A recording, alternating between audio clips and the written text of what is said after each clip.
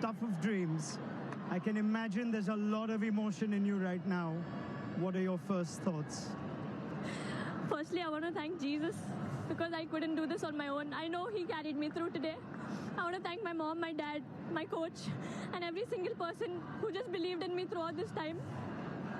It was really hard these last whole month, but it just feels like a dream and it's not sunk in yet. Take your time, Jamie. We'll get through this. You have played an absolute all-time classic knock. Your team is here. I want you to just try and take us through the innings itself. So much emotion, but you also batted 3.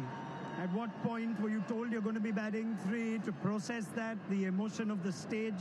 Take us through that. I actually didn't know I was batting at 3. I was still at 5. I was taking a shower, and then the discussion was happening, so I just told them, let me know. So just before entering in, I think 5 minutes before entering in, I got to know I'm batting at 3.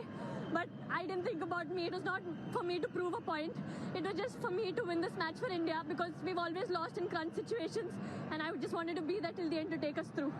I saw that in your 100 celebration as well, or rather your non-celebration. You were just focused on getting India over the line?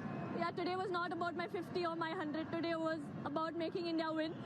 I know I got a few chances, but I just feel that God scripted everything, and at the right time, when you do things with the right intention, He always blesses, and I just felt everything that happened so far was just a setup for this. You make your own luck. I won't talk about the opportunities. Yes, they were there.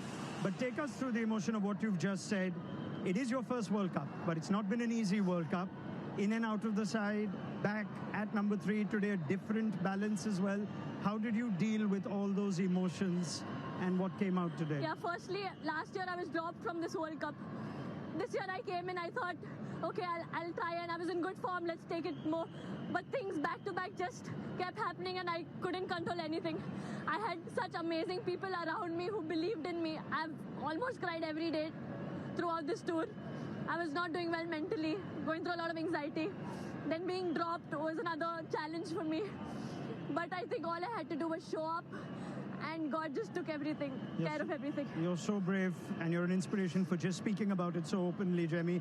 Through the innings, though, you keep talking to yourself. You almost motivate yourself. There's a lot of messages to the crowd as well. Just take me through what you keep telling yourself through an innings like that. Yeah, I think initially I was just playing. I just keep talking to myself.